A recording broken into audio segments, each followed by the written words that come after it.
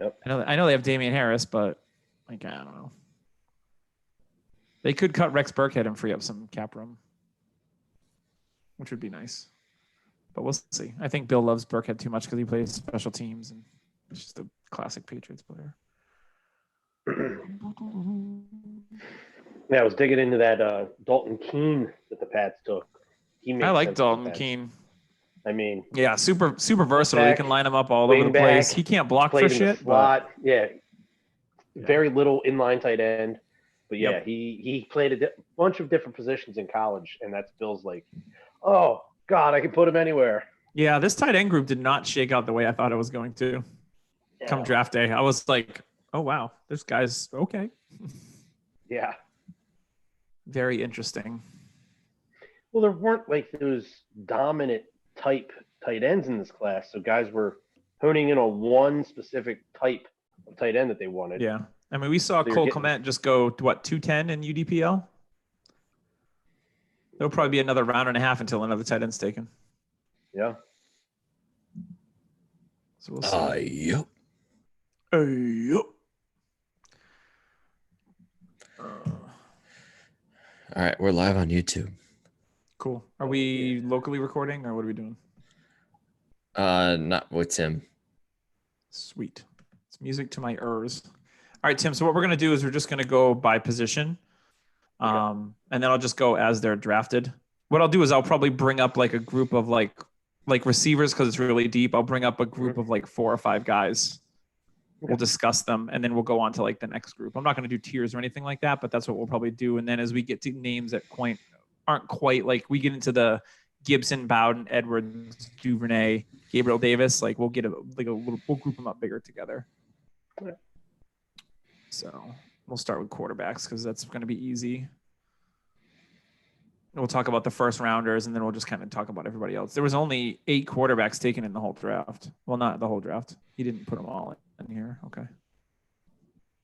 We'll talk about the top 8 and then there was some UDFAs, but I don't think anybody really is moving the needle on anybody. What, Brian Lewerke to New England didn't do nothing for you? No, not at all. Lewerke, yeah. I liked him in college. He had some hype to him, but not no mo. Not no mo. We ain't going there. No mo. Yeah, we'll talk about the big 5 running backs, obviously, and then we'll group in like Dillon, Vaughn, and Moss together and then do the rest. Yeah, we can talk about kind of where we are in our draft too, kind of where they're going, give people a general idea. I know I had a buddy, he's like, hey, show me that draft and how it's going. And I showed him and he's like, wow. And I'm like, yeah, it's a super flex. The league you're drafting in is not a super flex. It's not going to end up like this. Oh, he's wondering why the talent's falling. Yeah. Names, yeah. All right. I am ready when you are, and we still have a read. Yeah, I have it in front of moi. Oh, we got to go over Jameis signing with the Saints. Yeah. Don't forget a bigger offer from Pittsburgh, apparently. He wants to win a Super Bowl. Wants to learn from Breeze, maybe? He's like, hey, how do you... Maybe the seafood's great there. So...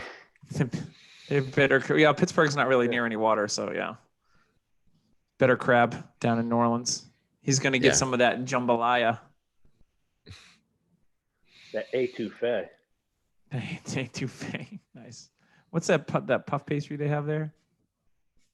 Oh, with the powdered sugar and shit on it. I know what you're talking about. What the fuck are those called?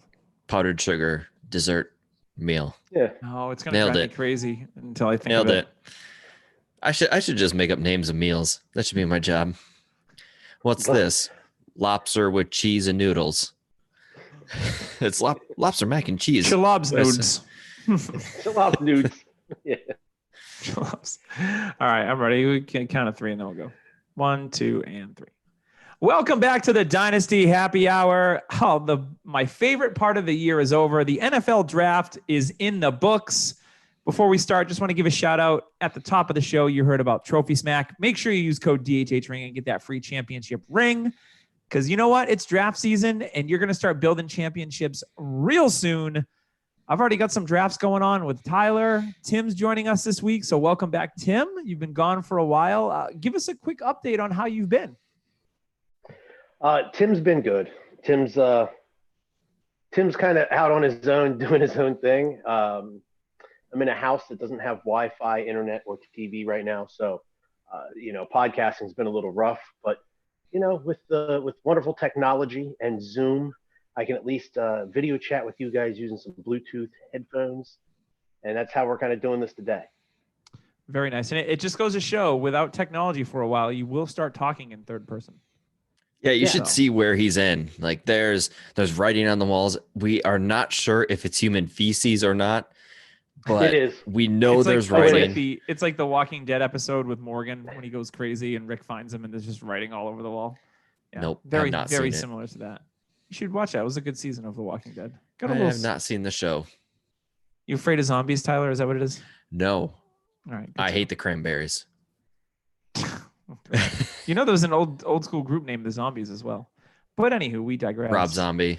No, not a fan. So I know Tyler and I, we spent a lot of time together over the draft on both Friday and Saturday night. We zoomed it up. We had a good time and we enjoyed some adult beverages. I made a lot of jersey changes as some of the picks came in. It was fun to play guess the name on the back of Doug's jersey, which some people One time he forgot to actually put on a shirt again and just came in. It's true. Magic Mike style. Bare chested, just out. It was amazing. Everyone started there was a round of applause. It was great. A couple guys were like, "Babe, except from come Josh. See this." Yeah. Joshua Trotta, he was booing because he misses Chubby Doug. It's true. Yeah. People Chubby Venmo Doug's you never money. returning. That'd be amazing. That kind of sounds like they just click it. I'm like a cam guy. They just click it and it pays. Yeah, me. I was gonna say that kind of sounds like a cam. Yeah. Yeah. Doug's got a fans only page. Oh God. Oh, don't get me started. All right. So a little bit of fantasy news before we go over our draft review. We did have a signing of one of the big name free agent quarterbacks. Jameis Winston signs with the New Orleans Saints. So Tyler, obviously he's not going to be relevant unless Drew Brees gets injured, but do you think this helps Jameis, his career going in the future? It's a 1-year deal. Maybe he learns a little bit from Sean Payton and Drew Brees. Maybe he ends up being the heir apparent to Drew Brees. If, Drew Brees supposedly was going to call it quits and they coaxed him out of retirement to come back this year. That would be fun. I feel like they just gave Taysom Hill a huge contract too. For no reason. Yeah, I didn't they just give him one today too? 2 years, 21 mil. It was pretty much a 1-year deal for like $16 million is how it shakes out, which to me is insane. Like, I don't understand how the Saints can always sign players. Yeah, they're like the cap gymnasts. They must have no cap, but yeah. I honestly just think, Breeze is up there in age. Maybe if he gets injured, they're going all in. It's Super Bowl or nothing. And here's their insurance policy. Like Taysom Hill's their gadget guy. They're worse off Lynn Bowden type of player. And he's going to score like 8 to 10 touchdowns out of nowhere. And you're not going to start him for fantasy.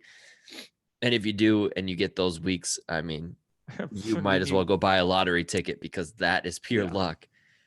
But they're going all in and they are buying insurance. And that's what I think this is. It's insurance in case Breeze gets hurt. Then they have a value, like somebody who's done it before. Yeah, he's thrown 30 like a picks. Teddy Bridgewater type. Yeah, except but better. Not as safe.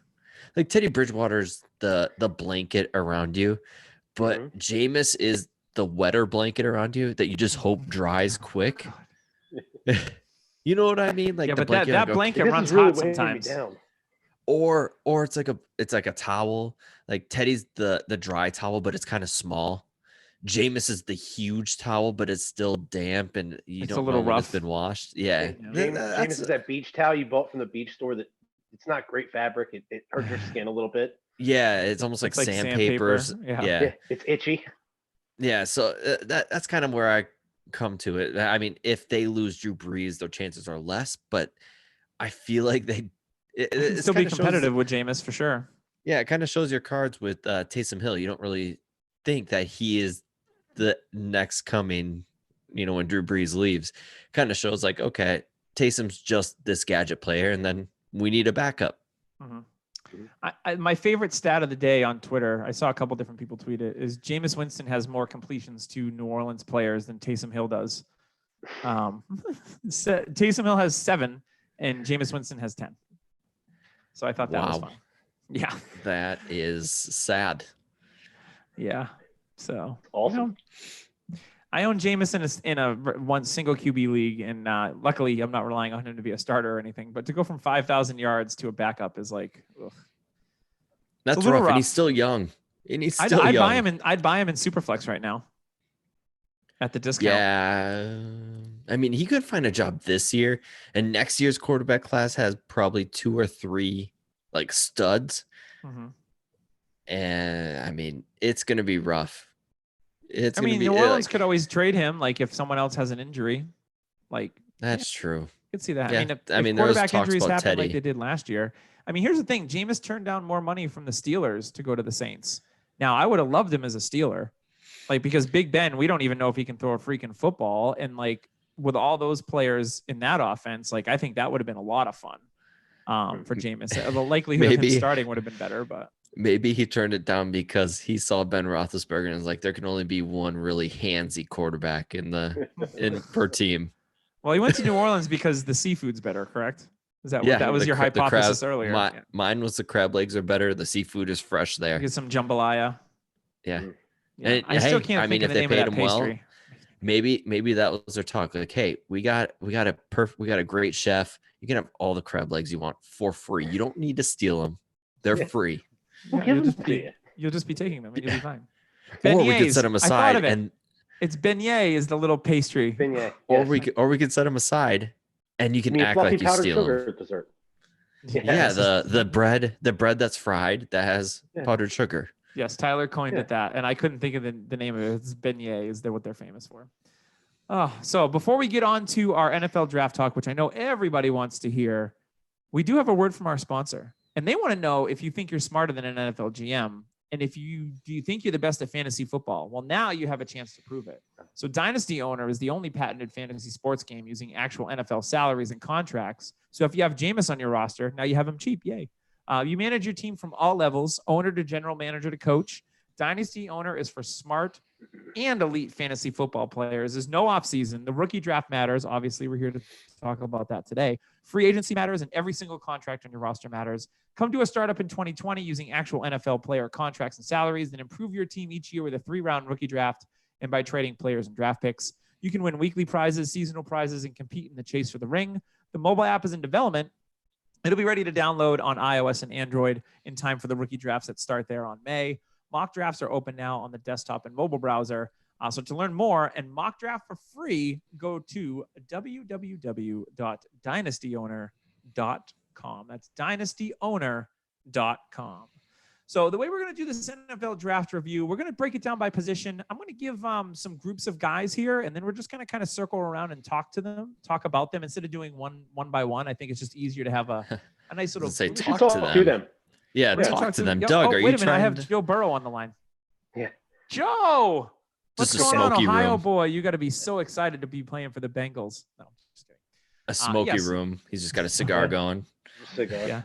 I got to tell you, some of those cribs are pretty nice that we saw on draft day. I actually kind of like the draft with it, the way that it was presented this year. Like, give me the guys at home chilling with family. Like, get rid of the stage. I don't know. I mean, the boat thing would have been really cool in Vegas, but that would have been cool. Yeah, they're going to somebody like fell out or jumped out. Yeah, and then so we could have like a Titanic situation. Let's see if somebody moves out of the way and gives them some room to get on the damn board. There was room. There was room on that door, Rose. Yeah. Yeah, Rose. Selfish. She's like, oh, sorry, Jack. I can't scoot over a little bit. Do you think Jack is what if Mekhi Becton would have fell out of the boat? Oh, I mean, there's not enough room. There's no room. You could just get on top. He's sitting in the back and the boat's just riding across the water. It's like in Tommy Boy when the front of the boats lift up. Yeah. Yeah. Hey, lady, you got a fat whale in your boat. In your boat. Oh, man. That movie. So good. Tyler, quick side note. You have to listen to the rewatchables on that. That's all I'm saying. That's a podcast. Maybe. Yes, listen to it. All right, so let's talk a little bit about QBs. So I'm going to give the first rounders this first group. So we had Joe Burrow go 101 overall to the Bengals. We all knew that was going to happen.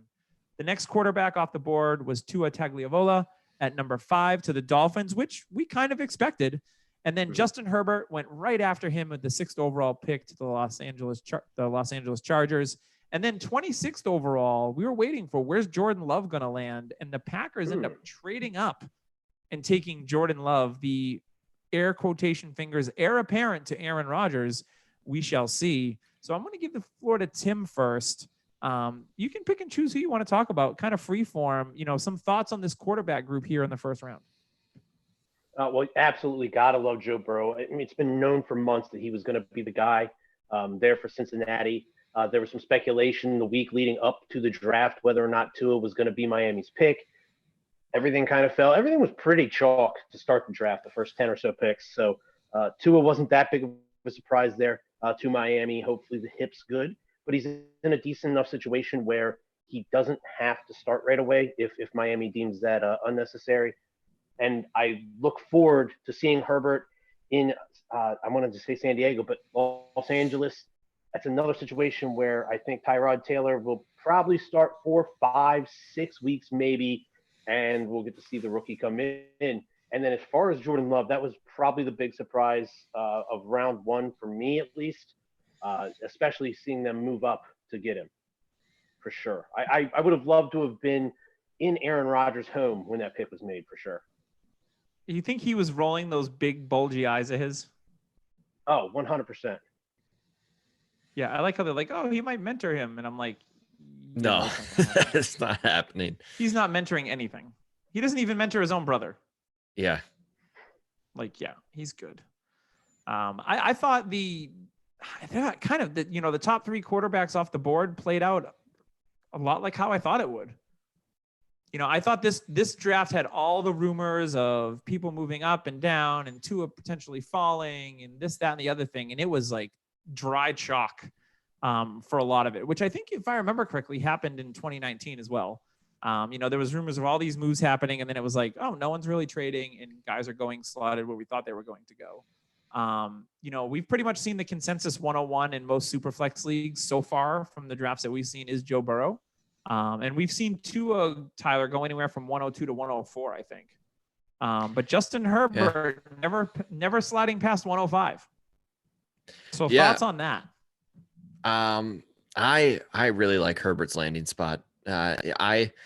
So in a rookie draft that I'm in, the UDPL 2.0, I took Swift at 104, but my quarterback situation I wasn't extremely happy with. And then seeing Herbert fall to 108, I sat there and I thought to myself, I think Herbert's a safer pick. And I think LA's landing spot is great. They got tons of weapons. And I feel like he's going to thrive in that system.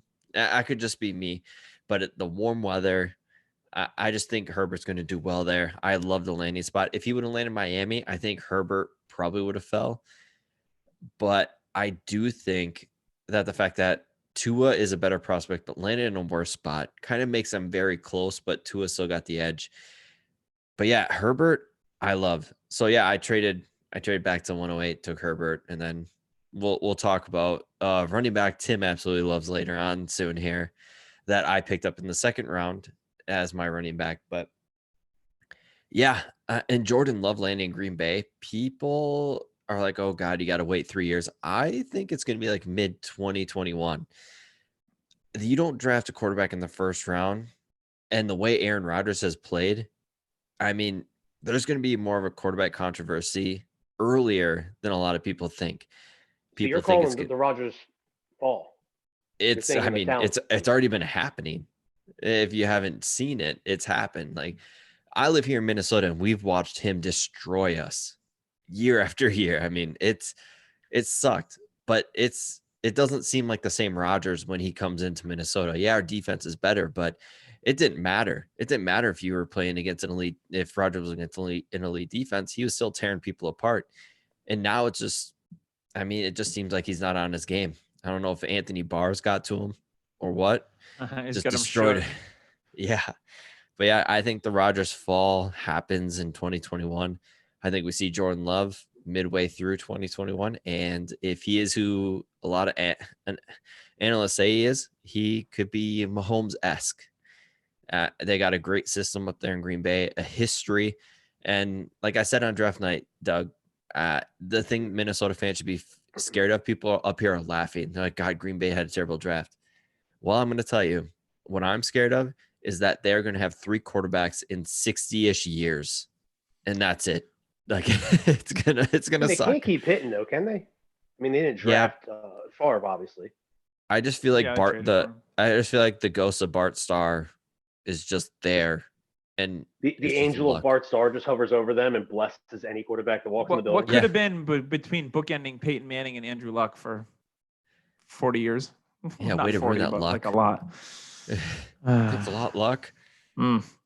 So yeah, I think it's Jordan Love we've seen so far early ADP and Superflex. We saw him go 206 in UDPL. 206. So obviously, if you take Jordan Love, you're banking on you may have to wait a little bit. And that's perfectly fine. And I think, with the next group of quarterbacks that win the NFL draft, it's the exact same situation. So in the second round, 53rd overall, Jalen Hurts surprisingly got picked by the Philadelphia Eagles. I know that put a lot of people on tilt. And then, in the fourth round, we saw Jacob Eason go to the Colts. We saw James Morgan go to the Jets. And then in the fifth round, we saw Jake Fromm. Those are the notable quarterbacks here in the draft. In the fifth round, Jake Fromm went to the Bills. So Tim, you're an Eagles fan, as most people know. What do you think about this Jalen Hurts pick? The Jalen Hurts pick is a terrible use of assets because the kid that went to the Jets, what's his name? James Morgan. Yeah. James Morgan, the kid that went to the Jets, is a guy that the Philadelphia Eagles were rumored to have interest in. He's got a decent arm. Mechanically, he was a guy that they would have to work on with his footwork and his accuracy. I don't understand the Jalen Hurts pick. For me, you're not going to get anything out of him. If you think that you're in some sort of window, and they just won a Super Bowl a few years ago, so they have to believe that they're in a win now type window.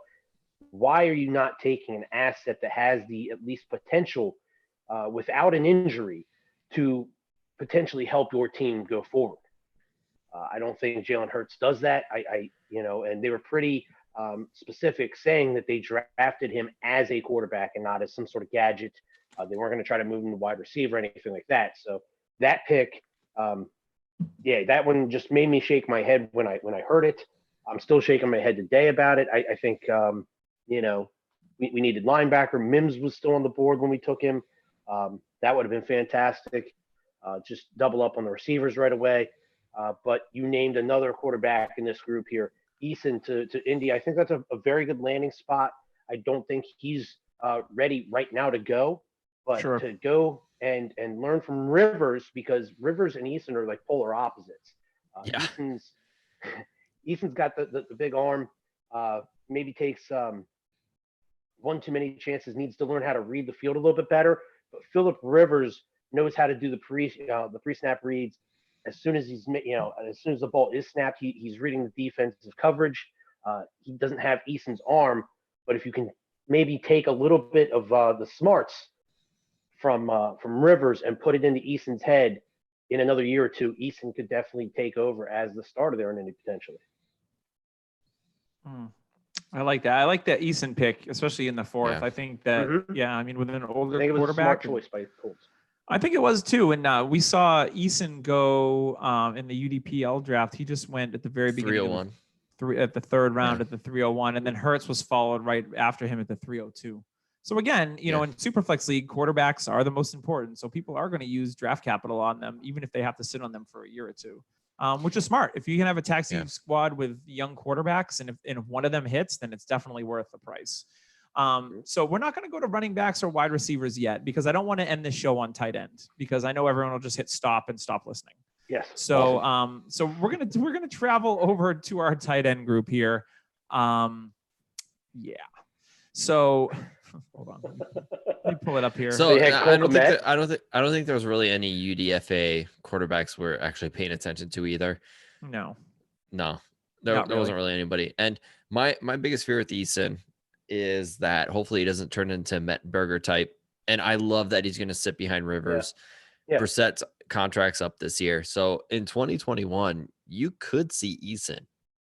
There's a chance he could be the starter if he progresses like they want him to over there. And you got the coaches over there with Frank Reich. He's gonna be a good person to Some learn good from. offensive weapons behind a good offensive line.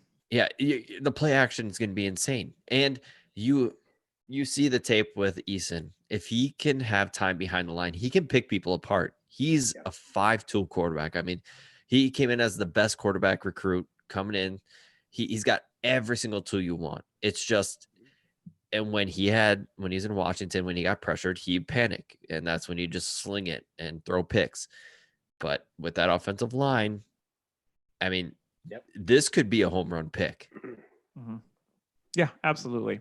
So let's go to tight ends. I'm just going to give you the notable tight ends that were taken in some of their. Cole Kmet, that's it. Yeah, yeah. So in the second round, the Chicago Bears, now they have 10 tight ends on their roster. They took Cole Kmet, number 43 overall. We didn't see another tight end for almost another 50 picks, and that was in the third round when the Patriots took Devin Asiasi. And then a few picks later, the Packers took Josiah DeGuara, who today they said they want to use in a Kyle Juszczyk type of role. So that's fun. Lucky you guys. Yeah. And then the Patriots at 101 took Dalton Keene, a very interesting prospect out of Virginia. And then we saw Adam Troutman go just 4 picks later to the Saints. So a lot of people had Troutman as the tight end 1 or 2 in this class. So the Saints get a really nice player here right after the 100th pick. Then we saw Harrison Bryant go to the Browns. So he's behind Austin Hooper and David Njoku to start off his career. And then at 118 overall in the third round, we saw Albert O go to the Broncos, who'll be behind Noah Fant. So that's a little bit depressing. We saw Bryson Hopkins go to the Rams in the third round. And then, just a bunch of guys. Hunter Bryant didn't get drafted. Thaddeus Moss didn't get drafted. Yeah. Yeah. Thaddeus Moss went to the Redskins. Thaddeus Moss to the Redskins is probably one of the most interesting tight ends still without getting drafted. And apparently the injury that he got wasn't as serious, but since players can't bring him in, or teams can't bring him in, they can't take a look at it. I mean, he just kind of fell out. He got to pick what team he went to. Obviously, the Redskins have a huge need at tight end. I love the spot, and I got him in a draft, the Listener League draft. I got him in there before the rookie draft or before the NFL draft, and I love it. I'm happy as hell to get him on the Redskins. So, yeah, I mean, it just shows that even if you have hype on them before the draft and they fall out and they land in a good spot, hey, they can still hit. They're tight ends. They're going to take forever anyways. Yeah. So Tyler, give me some just overall thoughts on this group real quick, because I don't think it's anything I don't see any of these guys making a year one impact. There's some guys that are interesting down the road prospects, but this class we saw Hawkinson get traded in the UDPL tonight, and the person who traded Hawkinson took Cole Kmet. Yeah, he got some extra picks, but he took Cole Kmet. So, I mean, Cole Kmet, like I said, he reminds me a blend of Eifert and Rudolph, more Rudolph than Eifert. He's big. He's got a catch radius the size of the football field. He's a big man. He can move for his size. But, I mean, I would still rather take the shot at last year's tight ends. I mean, Fant's probably out of discussion, but you're looking at Hawkinson. Like, I would probably rather go out and pay a little more for Hawkinson. I do like Kmet in a tight end premium. I'm looking at him in the early third, late second. And that's probably where, because in the drafts I'm in, looking at all of them, it's deep. I mean, we're in a draft where Zach Moss isn't even taken, and it's at 306. He just went 307. I tried trading up to the 304, 5, 6, and 7, and I couldn't get a deal done to get Zach Moss. Yeah, so I'm not a big I'm not a big Zach Moss person, and that's value. Mhm. So That's why I was trying to get. I had the 310, and I was trying to move up to the 3.5, 6, and 7, and I couldn't get a deal done. I think the 306 didn't even see it. They like picked automatically or something because I never heard back. But yeah, so that was a little depressing because I was like, oh man, he's like so close, and he was definitely my best player available. But yeah, that's how the cookie crumbles sometimes. I'm not going to worry about it too much. So be it. Tim, any thoughts on this tight end group at all? You mentioned Dalton Keene to the Pats. He is, I don't want to say a gadget type, but he has played multiple positions in college: wingback, fullback, tight end. He played from the slot a bit. He is just a Belichick type of player. Belichick can scheme him up, use him in multiple spots, and it's not even to necessarily get him the ball, but he can use him as a tool to get certain packages to work better. Troutman, a lot of people had him as the tight end one in this class. New Orleans, I do think is a good landing spot, but going from Dayton to the NFL, normally it's that 3-year rule with tight ends. I think Troutman's 100% one of those cases this time. It's going to take him a little bit of time to transition to this next level. Beyond Troutman and Cole Kmet, though, there wasn't a ton of talent out there except, if you're in love with big athletic type tight ends, maybe Albert O did something for you, but that, for Albert O anyways, that's a terrible landing spot for him. But if Fant were to have an injury, or maybe in 2 tight end packages, you're going to have 2 guys that can do a lot of the same things between Fant and Albert O there in the Drew Lock offense. knows Albert O too, so we can't forget about that. Yeah, They were that's teammates. true. Yep, and they made some sweet plays over there in Missouri. Yeah, I mean Albert O had like 17 touchdowns through his first couple of years. So Yep. Yeah, he's definitely going to affect the red zone. From what I've seen on Twitter, a lot of big time names have said, Sutton's touchdowns may be down because of it, because Albert O is so prolific in the red zone. And the receiver that they just got as well. We'll talk about the 2 receivers they got. Yes. Yeah. Who one's still on the board? I'm hoping you might make it to me, but we'll see. Damn it. We shall see. All right, so let's go over the running back position. I wouldn't call them the bell of the ball in this draft, but definitely a strong 5 running backs here. Oh yeah. 6. Yeah. I guess you throw a 6th in there. So let's go over the first group of guys that went in the first couple of rounds. So we had Clyde Edwards-Helaire go with the last pick in the first round to the Kansas City Chiefs. Lost sleep over it. I'm sure we'll talk about that. Set Twitter afire. Yeah, the big time. Then we saw a few picks later, the 3rd pick in the 2nd round, DeAndre Swift went to the Lions. The Colts traded up to the 41st overall spot in the 2nd round and took Jonathan Taylor. The Rams took my boy, Tyler and I's boy, Cam Akers, 52nd overall. And then J.K. Dobbins, just a few picks later in the 2nd round, went to the Baltimore Ravens. Now, the surprise out of this group, out of this the top 2 rounds, was A.J. Dillon going 62nd overall to the Green Bay Packers. That one made me scratch my head a bit. So I'm going to kick this one to Tyler. Just give me some overall thoughts on this running back group. We've got some interesting early ADP on these guys too. Yeah. So in Superflex, it's Burrow 101. And then if you have quarterback and you don't need Tua, I would go Clyde Edwards-Helaire. He's my 101 running back. He's my 101. It's simple. Andy Reid, draft capital, and I like this tape. So you put all those together and you got probably a very good RB1. And he said Clyde Edwards-Helaire was their guy. Like they were going after Helaire. Like that was who they wanted. So that's huge. That's huge. Like, and everybody's all like, well, what if Andy Reid wins it again and retires? I don't care. Cause you know what's going to happen? They're going to hire that offensive coordinator. That's Andy Reid bloodline. And it's going to be the same thing. Wash, rinse, repeat. There's going to be an Andy Reid, like a child of Andy Reid, a disciple. What the hell is that? A deceitful disciple. A deceitful disciple. But yeah, Edwards-Helaire landed in the best spot possible. That's all we talked about. People were talking about, well, what if this running back landed in Kansas City? Would he be the 101? Well, Edwards-Helaire landed 101. Next, Doug would fight me on this, but I would still have Swift. And it's just because I will fight you on that. because I honestly think Patricia hates Kerryon Johnson. I just think Kerryon Johnson is the Mark Ingram. Patricia's a Patriots guy. They hate running backs in general. But honestly, I think they're going to get away from it. And I think they're going to use Swift more in the James White role, but James White plus. And we all saw James White be very prolific in the passing game. And Swift on that turf with Matt Stafford, who does like to check down, who's very good at checking the field, being safe with it. Boom, we'll go to the running back. They have not had that since Javid Best.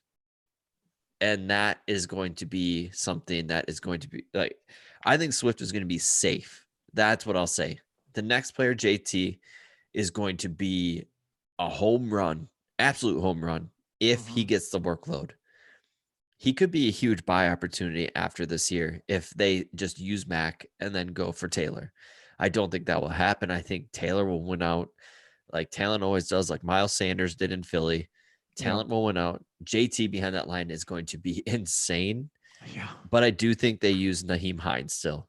That's what I'm worried about. For sure. It'll be like a Melvin Gordon Eckler. Yes. Potentially. I mean, Melvin Gordon was still an RB1, but I mean, Taylor's way better than Gordon was, in my opinion, coming out. The next running back, Akers. I took him over Dobbins in the UDPL. I love Akers. I love the situation. I think their line's going to be better than the PFF grade of 31 they had last year. I mean, you can't get much worse, right? He's used to running behind Florida State linemen, so he should feel right at home. In the draft night, we talked about at Florida State, they ran against the Jurassic Park pile of crap that they had in the movie. We did say that. That was a Florida State line that they had. So, yeah, I mean, he's used to it, and I get the competition's going to be better than it was in the ACC. But Akers I still think he's going to get better. Like, he hasn't even hit his full potential. They took the draft capital. They went and got their guy. McVay is going to use him in the passing game, which is going to be huge. So, yeah, Akers, I think, is going to be very good. Dobbins, I think, is going to be very good, too. He's going to have to sit behind Ingram, who isn't the pill of health. So I'm not worried about that. Dobbins is a very good running back. He's in the best running game team there is in the NFL. The only issue is he's still got Gus Edwards. You got Ingram. Yes, you have Justice Hill. I think Justice Hill might be just used in specific situations. Dobbins will be the starter in 2021, but I think you got to be patient with him. Once again, the Miles Sanders situation where talent wins out. Mark Ingram's 30-31, so Dobbins is going to be a very good running back. Yeah, I mean, and AJ Dillon, no thank you. I mean, like I said, honest to God, I know I've been hating on Zach Moss, but I'd rather have Zach Moss than I would AJ Dillon. Yeah, I think that's fair. To be honest, everybody's all hyped on AJ Dillon's combine, but his tape is not good. Like his tape is like him running in mud. Yeah, his athleticism at the combine doesn't match what you saw at Boston College. Yeah, which Alex to me Barnes. Is concerning. Oh, did I say that? Did I switch names? Did I accidentally screw that up? Alex bad. Barnes, who was like, "Oh, he's a freak, 3-cone," and then he went to the Titans, round. and then I think he's he's kicking around on someone's practice squad somewhere. I don't even know. He's on my taxi squad in UDPL. That's all I know. Whoopee! Super pumped. Tim, any thoughts on the big five and AJ Dillon here?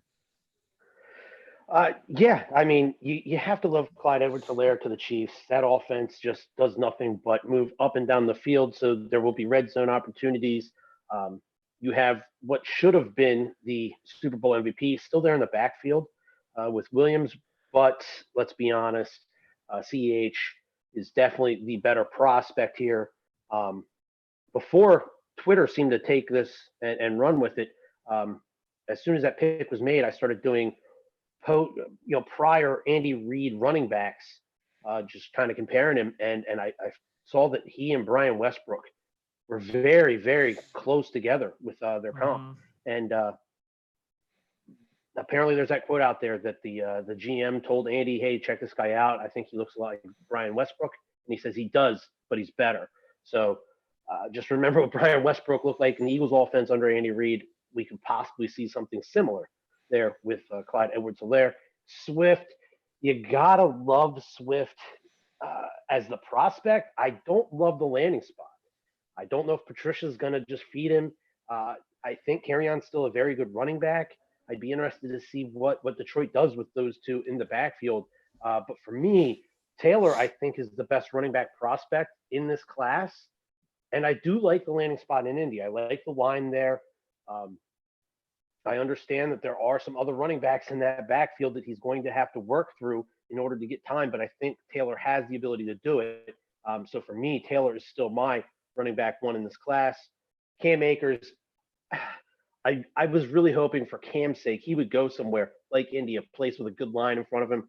He dealt with a crap line in college. Now he's going to deal with one in the NFL. Like Tyler said, I mean, they really can't get much worse. They were ranked 31 last year, so you would think they're going to be a little bit better, but still not one of the better lines in the league. J.K. Dobbins, completely agree with Tyler. You love the prospect. You love the workhorse mentality that Dobbins has. But with Ingram there, until he's gone, I think Dobbins, unless he comes into camp and just blows everybody's doors off, I think Dobbins is going to kind of be that second fiddle, at least for a year. And then A.J. Dillon, I don't know what Gutekunst is doing up there in Green Bay with these draft picks, but I guess, Aaron Jones hasn't been the cleanest bill of health over his time there. And at least you get like this weird thunder and lightning, but nobody's necessarily the thunder because Dillon's kind of speedy, at least. Dillon's like a light rainstorm. Yeah. He's not going to knock a tree down, but like a branch might fall, like a small one.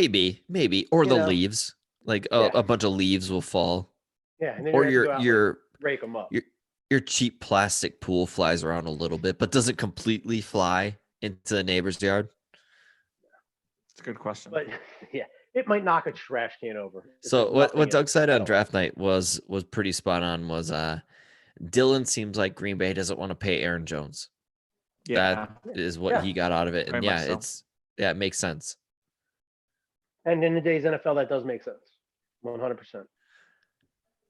But enough about these guys. I'm ready to get into that next group of stuff. All right, let's do that. So starting in the third round, we had Keyshawn Vaughn get picked 76th overall to the Tampa Bay Buccaneers. We had 10 picks later at 86th overall, Zach Moss went to the Buffalo Bills. And then just 7 picks later in the third, Darrynton Evans, or Darrington for you Blaze fans out there. Darrington for you Blaze fans if you have kids. Darrynton Evans to the Titans. And then a few other notables here in the fourth round. We had Joshua Kelly, 112th overall to the Chargers. LaMichael Pirine to the Jets. Anthony McFarland to the Steelers at 124th overall. And then to round out the fourth round of running backs, it was DJ Dallas on the 1s and 2s to the Seahawks, 144th overall. So Tyler, I'm going to give this one to you again to start us off on this second wave of running backs in the NFL draft. So I will start off with saying I love the Vaughn pick. I'm not going to go into any detail because Tim, as much as we have been with this for years and years, I have come to actually trust players that Tim loves. Like there are players Tim loves. So that catches my eye and I sit here and okay, Tim has a really good hit rate on these guys. I do think Justice Hill was wronged because he is actually very good and he showed it when he got playing time. So hopefully he gets a different team. But other than that, I mean, he's a good running back. But when he instantly caught on to Keyshawn Vaughn, that caught my eye. So yeah, I actually got my first share of him at 203 in a super flex league. And I'm ecstatic. So I'm pumped about it. I think he's going to be a good passing game. But I love Darrynton Evans in Tennessee. I love it.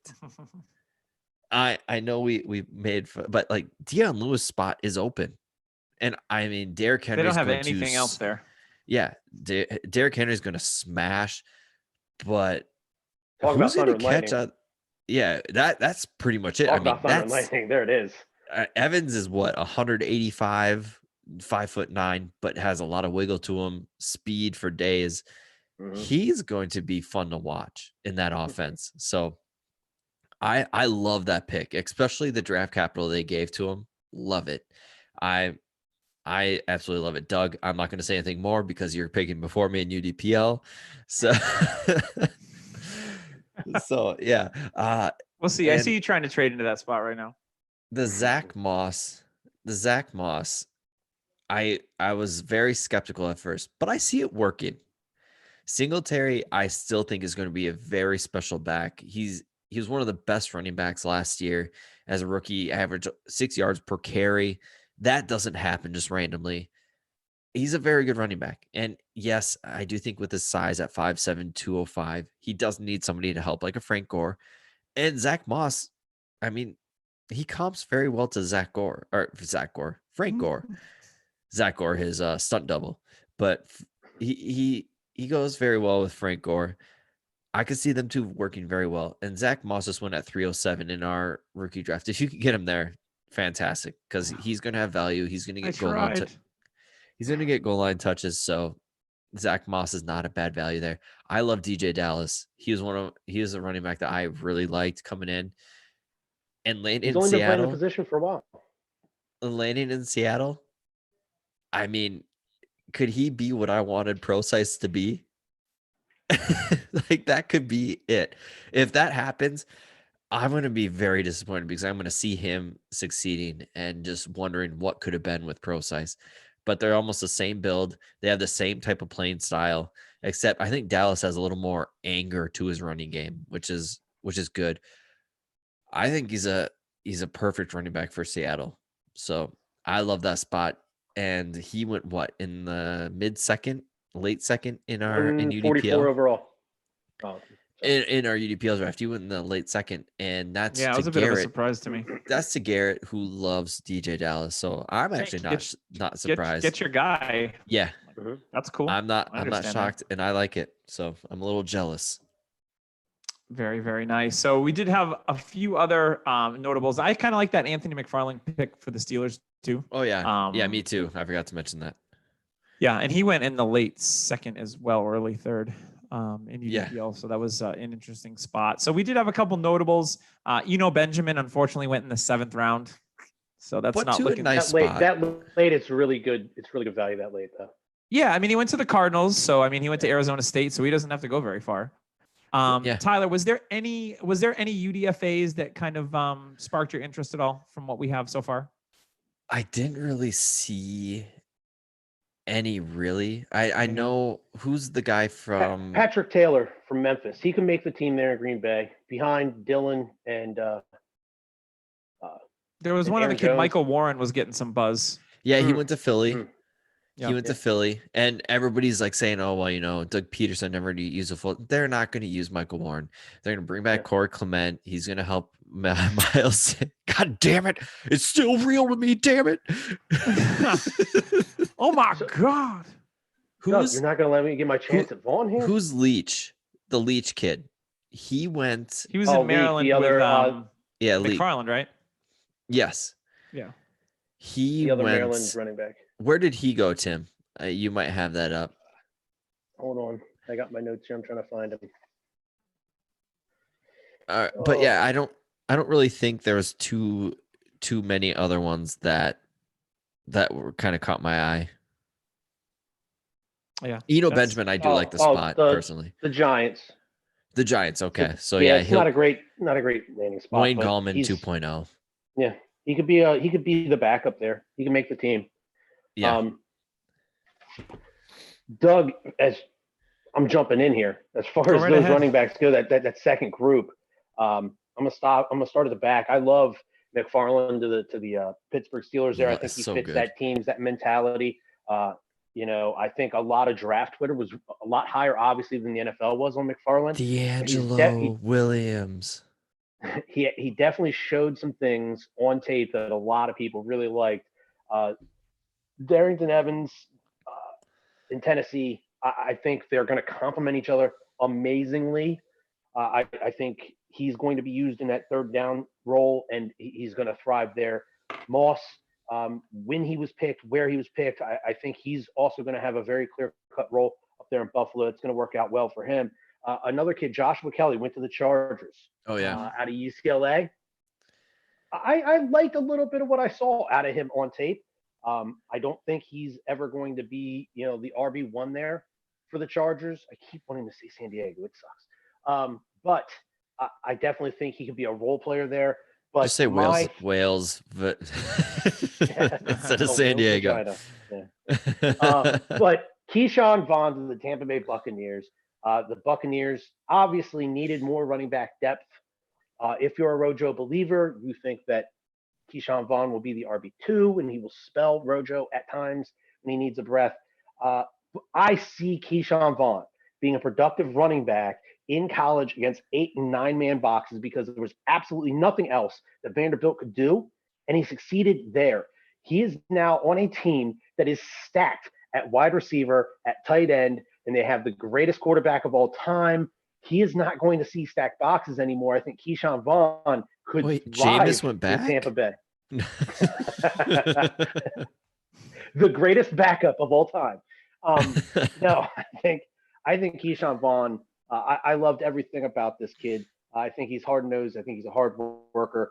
I look forward to seeing him in Tampa Bay. I hope for my sake at least, he succeeds and he does well. Another running back that wasn't necessarily drafted but was part of the draft was Breida, being moved from San Francisco to Miami. Another one of my guys, a small school guy, Matt Breida. I had his name on my short list when he was a sophomore in D2 schools. I love the fact that he's in Miami. Really, it looked like Jordan Howard was probably going to be their starter going into the season. He still might be, that early downs type starter. But Matt Breida is going to be the electrifying component of this backfield there in Miami, and I look forward to seeing that as well. Love it. Let's move on to the bell of the ball. We'll wrap up with the wide receiver group. I'm going to give you the first rounders first, and then we'll go from there because it's a loaded class. So we have a lot of players to touch on here. So the first receiver taken at the 12th overall pick was Henry Ruggs, who was chosen by the Raiders. Kind of an Al Davis in ode to pick there. Taking the speed. Darius Hayward Bay, anyone? Not to say he's going to be the same. Don't you put that on me. Just saying he's a fast receiver. Don't you put that evil on me. And then a few picks later, Jerry Jeudy went to the Broncos, 15th overall. 2 picks later, one of the surprise picks of the first round was CeeDee Lamb going to the Dallas Cowboys. And then 21 overall, we had Tim's Eagles on the board, and they took Jalen Reagor. Next pick was 22, and the Vikings took Justin Jefferson. And then the 49ers traded. Minnesota.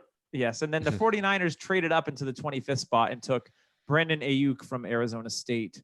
So we'll go to Tim first on this one. Give me your thoughts on these first round wide receivers in a very deep class. I 100% did not think that Ruggs was going to be the first receiver off the board. I did. But that's what the Raiders do. It's speed all day, every day when it comes to the wide receivers for them. But, so it wasn't overly surprising, I guess.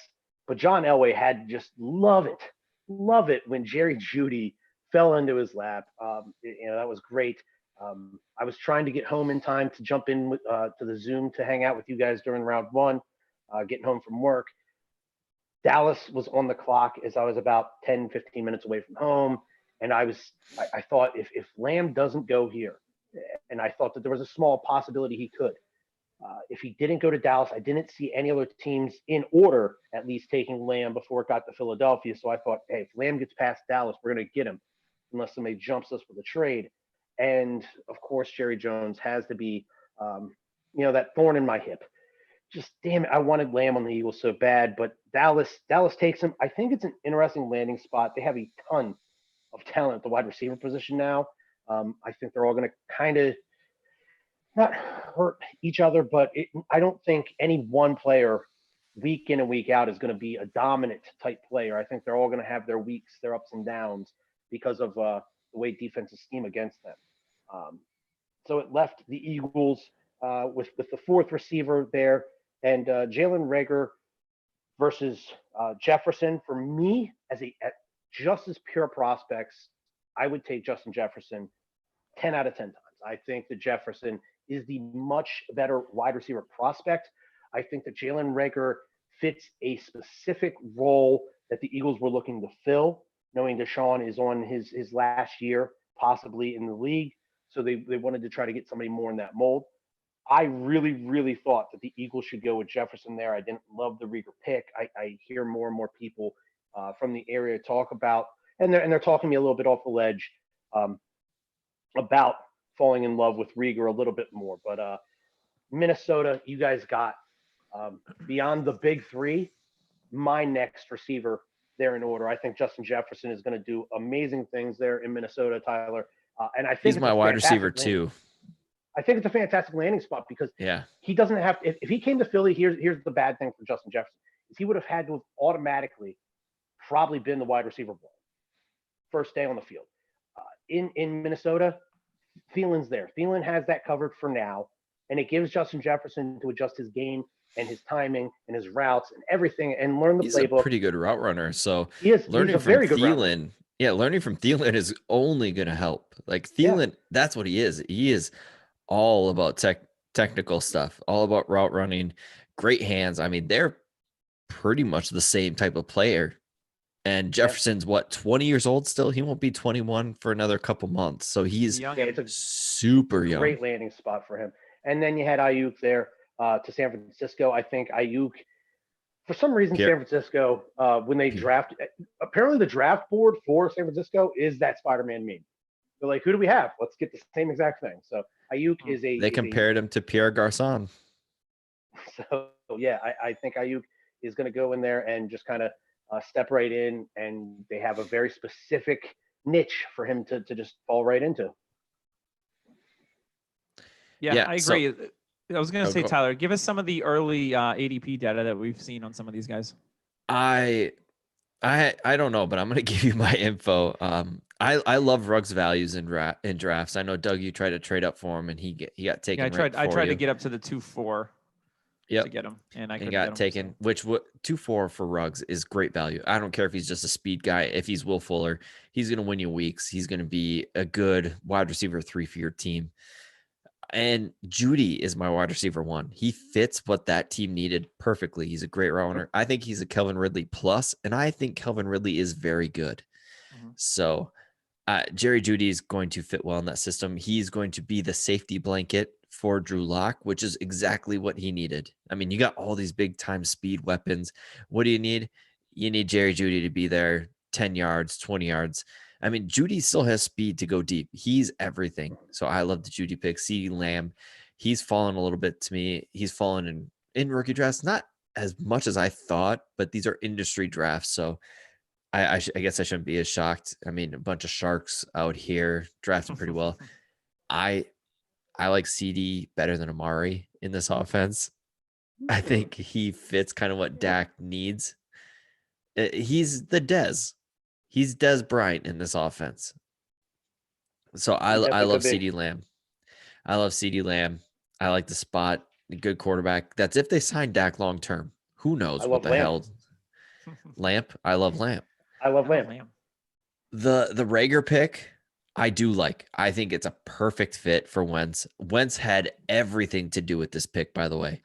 That's why I don't get the Jalen Hurts pick, because they asked Wentz which receiver you want, and he picked Rager.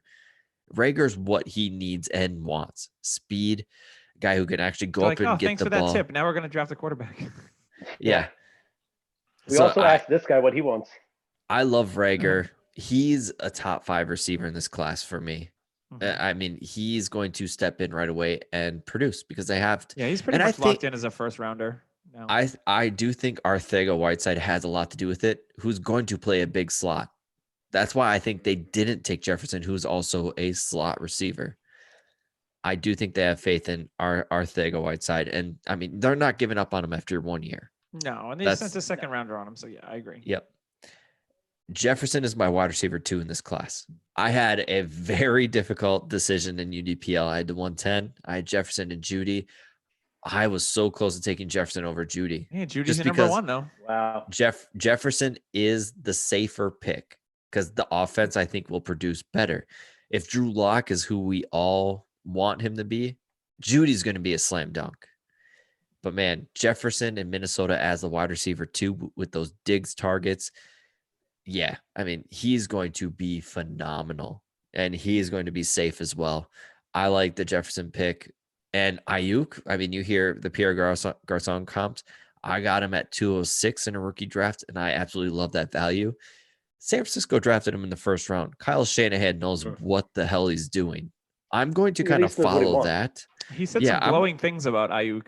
after Yes, the draft. he said that he was their wide receiver one. He was their top wide receiver. It's bonkers to me, but hey, whatever. I mean, he went the JUCO route. He played a year in Arizona State, dominated. Yeah. I mean, the offense is right. They don't have many weapons at receiver. They traded Goodwin. So give me Ayuk in the second round. Mm-hmm. I mean, they do have Debo, but Ayuk's different, slightly different, but he's different. So let's go to the second round of the NFL draft. We had quite a few players there, so we'll get them all together here. So we had T. Higgins was the first player off the board in the second round to the Cincinnati Bengals. So Joe Burrow has himself a nice little prospect to work with, which is nice. The pick right after that, we started off with back-to-back receivers in the second round, was Michael Pittman Jr. to the Colts. The Jaguars just 8 picks later took Laviska Shenault. And then 4 picks later at 46 overall, KJ Hamler went to the Denver Broncos. 3 picks later at 49, Chase Claypool went to the Steelers, which was a little bit of a surprise to me. And then 57th overall, we had Van Jefferson going to the Rams. And then the last receiver in the second round was Denzel Mims, who a lot of people were like, Denzel Mims is sliding. And he went to the Jets, which I thought was a great landing spot. Yeah. So Tim, awesome. I'm gonna give you this group of receivers to start us off. Well, I mean, there were some people that had the Jets mocked to take Mims in the first. Mm-hmm. So they got Mims in the second, and at that point they had to be absolutely ecstatic. But you mentioned that T. Higgins kicked things off on day 2. I mean, he is comped to AJ Green, so what a better landing spot than Cincinnati. He's going to get to learn from AJ Green at least for one more year. Burrow gets a brand new toy to play with there in Cincinnati as well. Some other names I've written down from this group: Chase Claypool. The Steelers do an amazing job of drafting receivers. Let's not forget that. They do a really nice job, yeah. They've done it for about 20 plus years now. So, if the Steelers take a receiver, everybody's ears kind of perk up a little bit. And there was a lot of buzz with Chase Claypool before the draft ever happened. So you got to like that landing spot there for Chase Claypool. Pittman out of USC to Indy. Love it. I think that Rivers is going to just kind of really teach him some things, get him in the places he needs to be. And Pittman's a reliable type receiver. And, we talked about this earlier, that if Eason can learn the cerebral side of the NFL from Rivers, I think Eason and Pittman could definitely do some damage going forward. Van Jefferson is a kid I really liked before this whole thing kicked off 3-4 days ago. Same here. So to see him get drafted, that was big. And then Denver just absolutely loading up on offense. KJ Hamler, I think he's going to first off, he's going to walk into Denver, assassinate his former Penn State teammate, and then just fall right into that wide receiver 3 role. Oh, Deshaun Hamilton. Oh, yeah, rest I in mean, peace. R.I.P. You got Courtland Sutton and Jerry Jeudy on the outside. Jerry Jeudy, the technician. Courtland Sutton, I think, has very, very much refined his game, but he's still not the technician that Jerry Jeudy is. But he's that explosive, can go up in the air, has a massive catch radius. You have the athletic tight ends, and now you have Hamler, very speedy. He can play from the slot. It's going to be a tough It's like team, Denver right? looks at Kansas City and is like, what are they doing? What are they doing? Yeah. So if Locke can keep it on lock, he's got some weapons here. That's for sure. Laviska Shenault, I was never a Laviska Shenault guy. I don't love the Jags landing spot for Laviska either. I do. What if they stink and they take Lawrence next year or Fields? That'll make it nice. That's the thing, is I don't like Shenault now. Shenault for me would have to be that play. I thought he might slide to me in UDPL at 210, but he He'll went probably be injured for 204. half of this year anyway. So I would see. So if in the UDPL, if he went at 204, I'm okay with 204 for Shenault. Yeah, I'm okay with that. I'm not going to go before mid-second for Laviscus here. Yeah. I was hoping he would slide to me at the end of the second, but it didn't happen. But some other guys, I'll just go ahead and throw You're on some the other clock names right out now. here. Brian Edwards out of South Carolina leads that school. We're not that far, bud. I'm taking it here already. I love Brian Edwards. Tim's just rolling. And skipped a round too. And then James Prochet, late guy for the Ravens, but he's a slot guy and great route running, good separation speed, strong hands. I like James Prochet to the Ravens there for sure.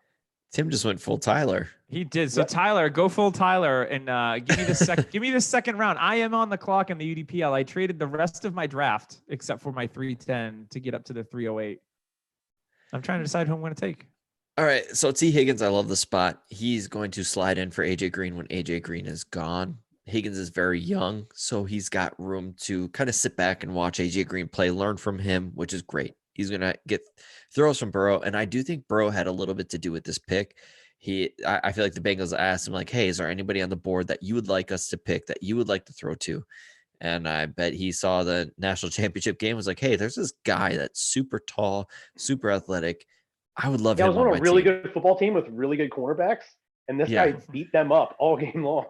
Yeah. And Michael Pittman at that draft capital is insane. Like, I thought he'd be a late second, early third, but the second pick in the second round, give me that all day. He is going to fit in well with what they need. They got a lot of speed guys. He's a big guy that can play he's a good route runner. He still needs to clean up the route running a little bit, but he can play all over. Love Michael Pittman. He's a big guy. Laviska Shenault, I was not a fan of, but landing in Jacksonville with not much, they're going to use him in a special way, I think, if he stays healthy. He just needs to stay healthy. Yeah. I do like Minshew. I think Minshew's kind of going to pull a Ryan Fitzpatrick for them this year and take them out of the Trevor Lawrence, the Trevor Lawrence spot, and maybe the land Fields. But yeah, I still like Minshew. So let's not talk about Trevor Lawrence. Do you see Debo at all in Shenault? Can he be used that way? No, I think a lot of people comp them together. Debo was more electric. He's electric. I think Shenault is stronger, but Debo had more athleticism. Okay. KJ Hamler is going to just play a speed role for Denver, and their receivers are like the basketball team. You got your tiny point guard that's super fast. You got the shooting guard like Judy that's so smooth and can hit shots from everywhere. Then you got the big man that can just go up and get it in Courtland Sutton. I mean, they built the perfect wide receiver the power core. Forward in Fant. In Fant, yeah. Fant and he's the Charles Barkley Alberto. He's just going to dominate down the middle. That offense is completely changed. Like, it's insane how once Elway hit on a quarterback, it's just like, wow, Elway might be good at this. Yeah, let's not jump too far into it. Yeah. Chase Claypool, you guys know I love him. I hate the spot. I mean, really? there's if they use him as a tight end, love it. If they can just push Ebron out, because he's better than Ebron, I think so. But if they're going to use him as a receiver, I just think it's way too crowded. He's raw. Yeah, he's raw. Van Jefferson, great route runner, maybe one of the best ones in the class next to Judy. I'm not sure where they're going to slot him in. Is he a Robert Woods replacement for contract? But then Van Jefferson, or is he a cup replacement? He walks in and whoa. No. I think they're tied to cup. I think they locked up. Van Jefferson is going to be 29 next year. So you got to think the route, he's got to play right away. He's got to produce right away. I think he's going to come in and play right away. I think Josh Reynolds is not going to see the field much because of him. Yeah, it's true. This draft capital, they I like that because I just traded Josh Reynolds today. So yay. Especially with their needs going running back receiver. Yeah. I mean, they're going to use him. I love the Mims fit. I think he's just pretty much Robbie Anderson, a cheap Robbie Anderson. Yeah. Robbie Anderson didn't have I was going to say a draft capital Robbie Anderson. Yeah. Robbie Anderson's issue was he had stiff hips. Denzel Mims has stiff hips. I think Mims might be a shade faster and maybe better hands, but I mean, they're pretty much the same player to me. So I love the fit. I think it helps Darnold a bunch. Now, Doug, You can go to the third round. I will stop for you. Thank you. I appreciate that. So I'm going to go over the third. Hold on. I just minimized my window by accident. I'm going to go over the third rounders, and then we'll just kind of do a wrap up of the rest of the group. How's that sound? Cool. Okay. All right. So in the third round with the 66th overall pick, we saw Antonio Gibson, who was listed as a running back when he got drafted. Or was he? Or a receiver? That was Bowden. I'm It getting was a confused. running back for Antonio Gibson. That's what his position is going to be, is running back. Yes. So he was picked by the Redskins at pick number 80 overall in the third round was Lynn Bowden Jr. to the Raiders. And then the very next pick, as Tim told you, they took Brian Edwards, went to the Raiders as well. And then the only other receiver in the third round here at 92 overall was Devin Duvernay, who went to the Ravens. So Tyler, we've got a couple guys, Gibson and Bowden, who can play all over the field. And then we've got a college dominator in Brian Edwards, who I like a lot. And then Duvernay. So some pretty different types of players here in the third round. I love Antonio Gibson to Washington. I think he's going to be a steal in drafts in the third round. He's going to catch passes. He's going to run wheel routes. He's going to do everything for that team. He's going to be their kind of weapon type player, but he's also going to start learning how to play running back. And that's what I like. Like, he needs to start learning the position because he was kind of a positionless player. I mean, he played a lot of running back in college. He played all over. So I love it, especially with AP. He's as old as Van Jefferson. I mean, AP is actually 29. Van Jefferson's 29. So he's getting along in the tooth, but we always say that. And AP just puts a little oil on the joints and becomes great again. He's never old. Yeah, and he's poor, so he needs the money. That is very true. And you got Darius Geis, who can't stay healthy. I mean, who knows if he's got a knee left? Yeah, definitely the Washington Surgeons, because they got it in a cup in the hospital there. We forgot to put this back in. So yeah, I like Antonio Gibson. Lynn Bowden, not a lot of people like him. He's not great for fantasy. He's going to be fun to watch on Sundays, though.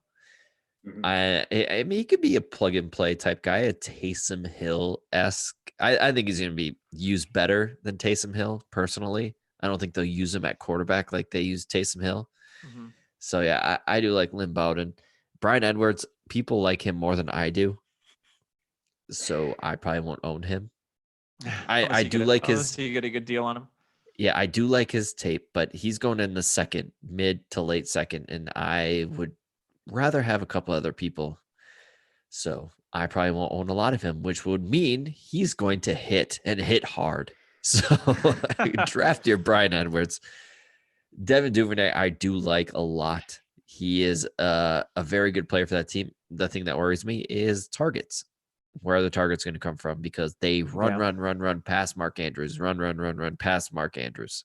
And you still have Boykin there, obviously Hollywood Brown in his second year as well. Yeah, so, yeah. I mean, it's great news for Boykin. If you own Boykin, it's fantastic news because they did not draft a big man. Nope, so, I think they like Boykin a lot. So yeah, absolutely. All right, so let's get into our kind of like our golden corral here, like an all-you-can-eat buffet of the rest of the receivers here. We did have some notable names. If you've been following along during the season, Tyler Johnson went in the 5th round, 161st overall to the Tampa Bay Buccaneers. Pick. Yeah, I like that one. Donovan Peoples-Jones, who I know Tyler was high on, he ended up going in the 6th round to the Browns. I like that a lot too. Like it a lot. Yep. James Prochet, as Tim said, he went to the Ravens as well with the 201st pick. Some people were on KJ Hill. Yeah, KJ Hill to the Chargers. Some people were on that's at 217, but KJ Hill, great. 7th round, 220. KJ Hill, great pick. Not bad at all. Antonio Golden Gandy to Washington.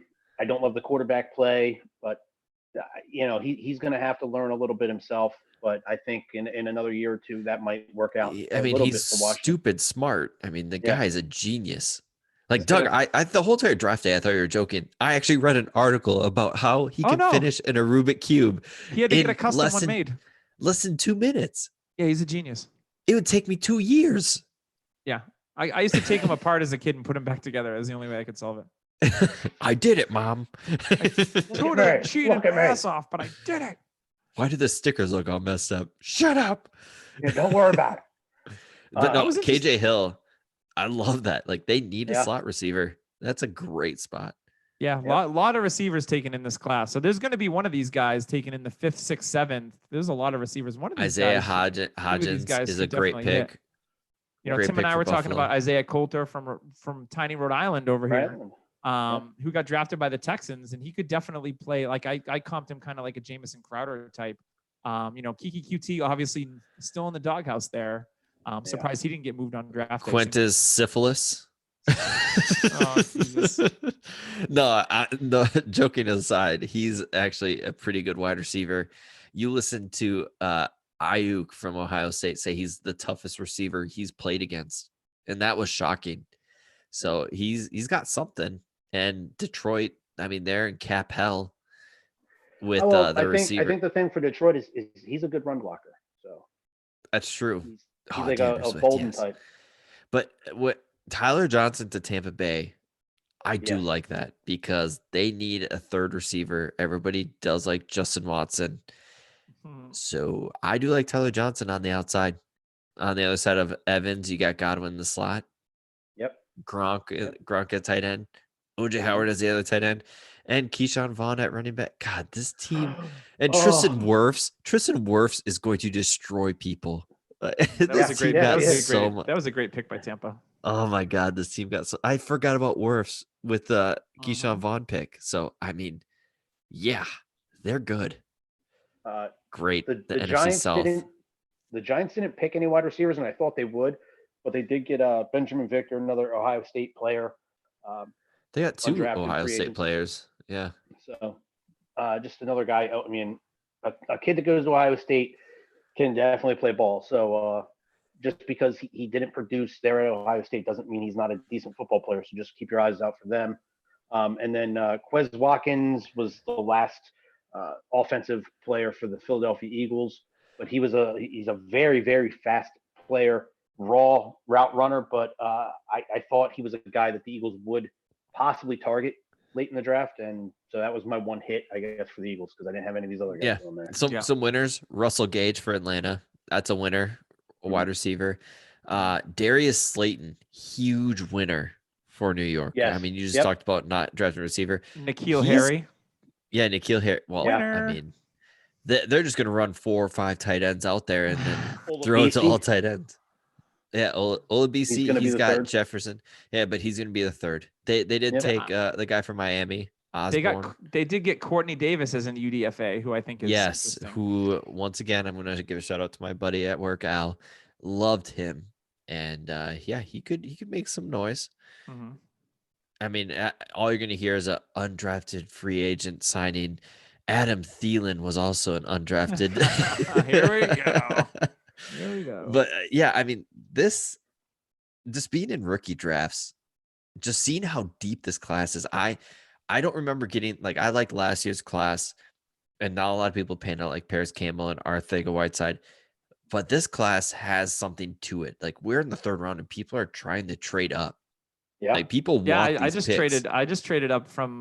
So I have the 310, and I was like, you know what? There's 2 or 3 players that I really like here.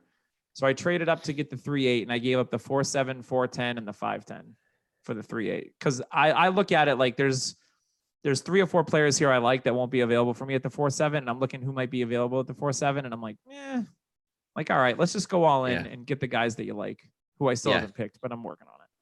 So yeah, I mean, I'm in 2 rookie drafts that are in the 3rd round right now. I've got 2 starting tomorrow. I've got 1 next week. I am pumped. I mean, this is going to be a heck of a rookie class, and it just makes me think, dear God, let there be football. Please let there be football. Yeah. Because this class is insane. I do think there will be football, personally. Like, the more and more I think about it, I do. The more and more you talk yourself into it, you do. Yes, it's wishful thinking, but we do have a question on YouTube. Yes, we are live on YouTube now, folks, so you can come join us. I didn't see Fredo Reyes. Claypool end up being a tight end? ? I think they're done with giving Vance chances. Do you guys think he's a tight end, or do you guys think they put him at receiver? I think they drafted him to be a receiver there in Pittsburgh. They have Vance still. They have Eric Ebron. Juju, I'm not sure if they're going to want to pay Juju. It's not something the Steelers normally do. They won't give, unless you're Antonio Brown, they're not going to give you that second contract. They might be a little snake bitten on how that turned up. Yeah. So based off their prior history to Antonio Brown, and then what transpired post Tony Antonio Brown, they might go back to their old ways and just kind of, hey, thanks for your service. Time to move on and go somewhere else. So Yeah, but then you got to remember, Big Ben's not going to be there forever. I mean, Yukon Cornelius has to go find gold in the North Pole every now and then. So, but I mean, Claypool, I don't think you can really consider him. It'd be nice to get tight end designation for fantasy, but for the Steelers, I just think he's going to be a pass catcher. He's going to be a weapon. They're going to line him up everywhere. They did Notre Dame. And I think he can eat down in the red zone. Oh, yeah. He's going to be a massive target for him down there. His athleticism showed. I think he'll show up here and there this year, but you're looking for 2021.